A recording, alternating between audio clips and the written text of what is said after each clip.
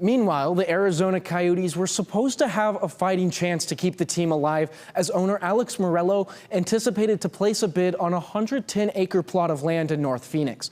Morello hoped to purchase the land to build a new entertainment district and arena, but those dreams dwindled when the Arizona State Land Department canceled the auction. The auction in North Phoenix was supposed to be super important for hockey fans in State 48, as it could have ultimately rejuvenated the Arizona Coyotes. NHL Commissioner Gary Bettman said Coyotes owner Alex Morello has 5 years to secure land and an arena. If that happens, the NHL's Board of Governors would reactivate the franchise. Bettman says that at least 50% of the new arena must be completed at the time of reactivation. Morello initially looked to secure land located on the southwest corner of Scottsdale Road and Thompson Peak Parkway, and the auction required a minimum bid of $68.5 million. However, originally scheduled for June 27th, the Arizona State Land Department canceled the auction. In a press release, the Land Department said they are willing to reschedule the auction if the applicant gets a special use permit. The Arizona Coyotes put out a statement of their own, citing they have worked in good faith with the State Land Department and will be exploring all legal options following what they consider to be a short-sighted decision. In a previous article from Arizona Sports, Morello said he was committed to winning the land auction and building an entertainment district that will not require taxpayer funding, despite pushback from 2 mayors.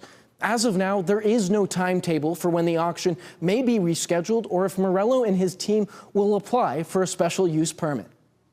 House Bill 2040 passed out of committee on a 9-to-1 vote with a goal to ban bots from buying tickets to public events. This comes after ticketing companies saw the rate of bots used to purchase tickets skyrocket. Those bots buy bulk tickets to public venues and sell them at a significantly higher rate, but are often unusable. Politicians now want to protect the consumer. The bill originated from an article that I read about Taylor Swift, how this had happened to one of her concerts where, I don't know how to say it, but the fans got fleeced for a lot of money. There was even one lady that said she almost put it on her credit card for like $4,000 or $5,000 to purchase a ticket for her and her daughter to go to Taylor Swift. And so as I read more about it, I learned more about it, and it's just something that Arizona needs to stand up, the legislature needs to stand up and protect Arizonans today. A StubHub representative spoke out against the bill, citing less competition will inevitably cause greater control of the market for specific companies. He also noted that StubHub has had a positive effect on the state of Arizona, and this bill will only harm that effect and the company as a whole. In 2023, StubHub brought roughly 100,000 people to Arizona. Customers from all 50 states have used our marketplace to find tickets to events in Arizona. And admittedly, the live event ecosystem is not without challenges, which is why we support the conceptual efforts of House Bill 2040 to improve that ecosystem. However, instead of creating more competition and protecting consumers, House Bill 2040 will only concentrate that control in the hands of teams, venues, artists, primary ticketing companies. The bill will need to pass through both chambers before it gets to Governor Hobbs' desk. With bipartisan support, legislators are hopeful that it will become a law. In the newsroom, Jack Bartlett, Cronkite News. Yeah, so far, the Cardinals have been putting the pieces together to make a revamped offense. Watching Kyler Murray and Marvin Harrison Jr. practice today, you can tell they are developing the chemistry needed between a quarterback and wide receiver. The Cardinals' motto this year is team first. Head coach Jonathan Gannon touched on the state of the franchise, saying everyone needs to put the team ahead of themselves. Gannon expects everyone to be selfless, especially his team, and no greater example of this than B.J. Ojulari giving his number 18 to rookie Marvin Harrison Jr., who wore it in college. Or how about Michael Wilson's mentality towards the rookie wide receiver? Just based on these couple of practices that I've been out there with him, I would anticipate him to continue his college production to the NFL, barring injury. And I mean, he's really hadn't had any busts in the playbook, and I think he's very perspicacious and always seeking information and very self-aware. And so with that attitude combined with having elite traits that you can't teach and a great natural feel for the position, I truly think sky's the limit for him. Wilson and Harrison said they have been practicing at various high schools with Kyler Murray to build chemistry. Gannon says that practice will resume in a couple of weeks. At the Cardinals training facility in Tempe, Jack Bartlett, Cronkite News.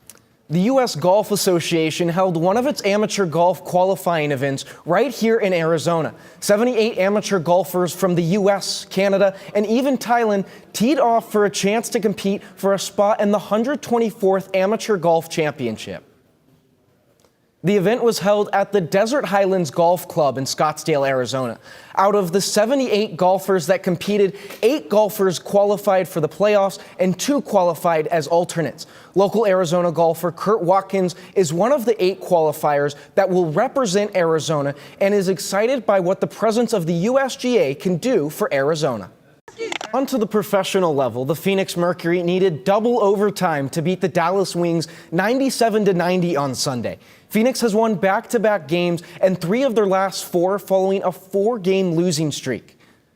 The Mercury will look to continue their winning streak with a stretch of home games. First, they will face the Las Vegas Aces, followed by the Seattle Storm, and they will finish the stretch with a game against the New York Liberty. The team is currently 6-6 and 4th place in the Western Conference. Yeah, that's right, Rachel. Folks across the state are preparing for massive amounts of rain over the next few days. In fact, the southern part of the Sunshine State could see up to 10 inches of rain or more over the next few days. It's pretty dry so far, as we can see in this video from Hollywood Beach, but the major rain is expected to begin Tuesday and last through the weekend. The rain comes at just the right time because parts of South Florida have been under moderate to severe drought. In Washington, D.C., pro-choice groups took to the Supreme Court to protest the decision that took away the constitutional right to abortion. The Supreme Court decision in 2022 reverberated around the country, forcing states like Arizona to decide for themselves if they want to make abortion legal.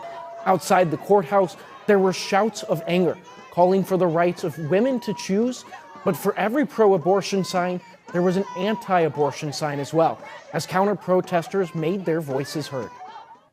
We were in Phoenix in January, organizing with the organizations that were there around the ballot initiative and inviting people to get involved, to get signatures for the ballot initiative, to register to vote, so they can also vote in that ballot initiative. And so the same thing in other states. There are a number of other states that also have abortion on the ballot this fall.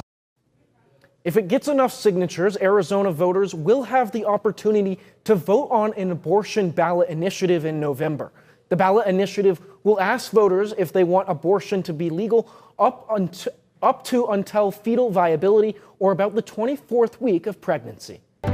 According to the Common Sense Institute of Arizona, the fentanyl crisis has cost Arizona $58 billion last year. And we're getting our first look at the redesigned Splash Mountain at Disney World in Orlando. The ride opens at the end of this month and is based on Disney's first black princess, Tiana, from the movie The Princess and the Frog. The original Splash Mountain opened at Disneyland in 1989 and was based on characters from Song of the South. The ride at Disneyland in Anaheim, California is also being rebranded. And a famous sculpture in Chicago is back open to the public. The Bean sculpture had been closed for nearly a year while the surrounding plaza underwent renovations.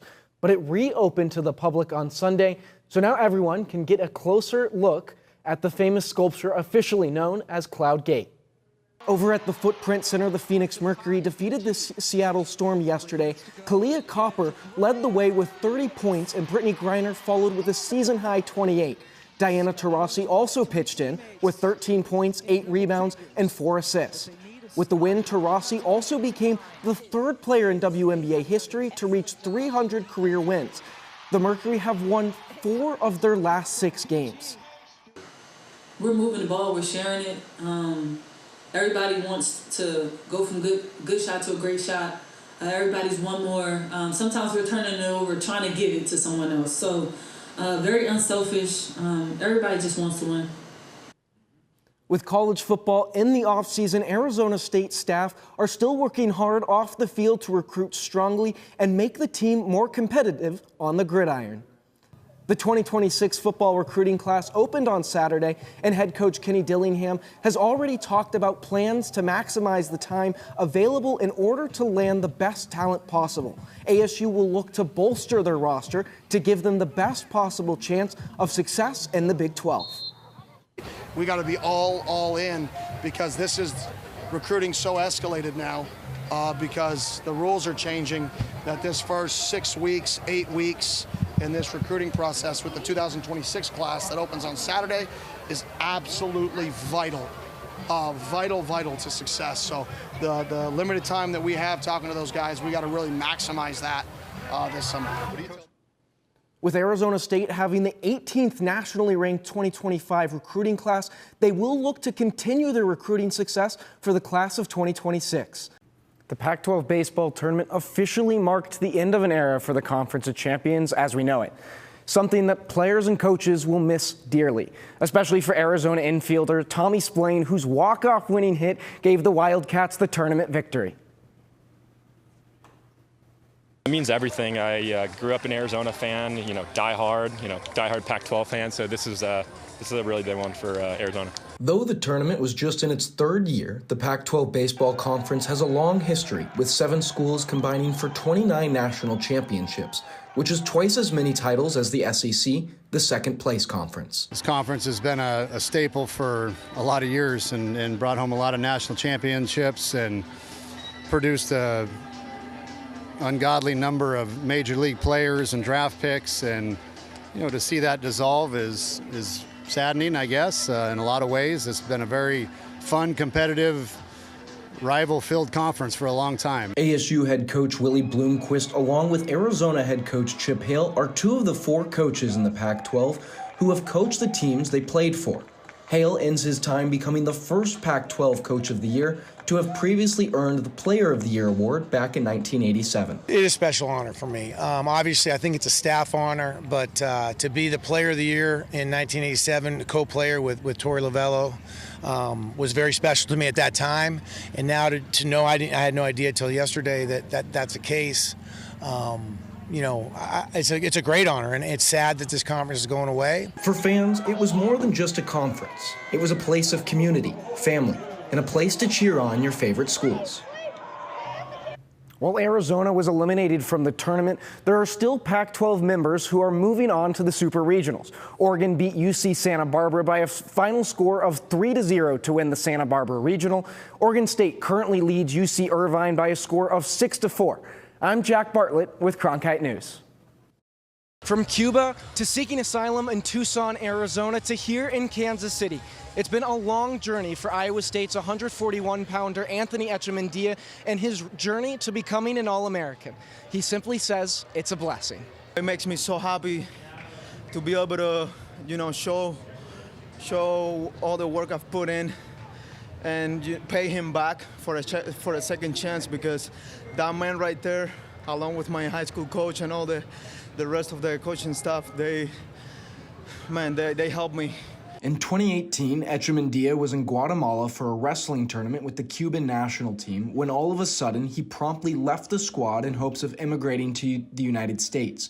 It took around 20 harrowing days to get to the U.S., traveling through the jungle of Belize and avoiding the Guatemalan police. Since he left Cuba, Echemendia has not seen his parents, but they were blowing up his phone with texts during the NCAA tournament to show their support. My parents are driving me crazy. They're in Cuba and they're just texting me. My mom, I'm praying for you. I'm like, hey, you need to chill on me. Let me stay focused on the tournament. We talk later. His father and our assistant coach, Coach Fernando Villascuse, grew up, they were kids together, and so that relationship goes way, way back. So Fernando's been like a father figure ever since Anthony came over to the United States about 4 or 5 years ago. Echemendia found asylum in Tucson, Arizona, where he wrestled at Sunnyside High School. He says it's the best high school wrestling program in the nation and is grateful for the opportunity afforded by his coaches. I can't really be humble about this because Coach Leon, man, we have the best program in the country. 30-something state titles as a team.